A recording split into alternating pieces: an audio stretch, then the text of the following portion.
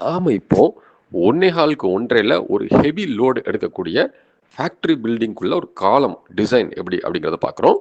இந்த வீடியோவில் நீங்கள் பார்க்குற மாதிரி இந்த ஃபுட்டிங்கோட சைஸ் வந்து 5 அடிக்கு 6 அடி இருக்கும்.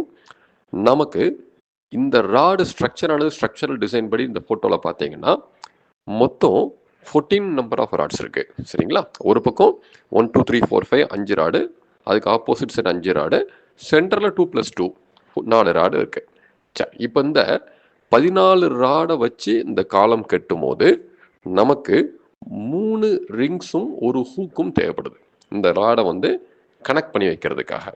இந்த ஸ்ட்ரக்சரல் டிசைனில் நம்ம எப்படி காமிச்சிருக்கோமோ இதை ப்ராக்டிக்கலாக எப்படி இம்ப்ளிமெண்ட் பண்ணியிருக்கோம் அப்படிங்கிறத நீங்கள் இந்த வீடியோவில் பார்க்கலாம். இதில் பார்த்தீங்கன்னா ஒரு சைடு 4 டிஎம்டி பார்ஸ் இருக்கு இல்லைங்களா? இந்த 4 பாரில் 1 2 3 4 வச்சுக்கிட்டிங்கன்னா செகண்ட் அண்ட் தேர்டை கனெக்ட் பண்ணுற மாதிரி ஒரு ரிங்ஸ் இருக்கும். அந்த சைடு எடுத்துக்கிட்டிங்கன்னா 1 2 3 4 5 5 ராட் இருக்கு இல்லைங்களா? அதில் 1 and 5 கார்னர் விட்டுருங்க. செகண்டையும் தேர்டையும் கனெக்ட் பண்ணுற மாதிரி ஒரு ரிங்ஸ் இருக்கும். And fourth one end to end connect பண்ணுற மாதிரி ஒரு ஹூக் அடிச்சிருப்போம். இது போக இந்த 14 ராட்ஸும் சேர்த்து கவர் பண்ணுற மாதிரி ஒரு அவுட்டர் ரிங் அடிச்சிருப்போம். இப்படி தான் இந்த 1.25 கொண்ட காலமில் 14 ராட்ஸ் வரக்கூடிய எந்த ஒரு டிசைனாக இருந்தாலும் நாம் ரிங்ஸை பிளான் பண்ணுறது நல்லது.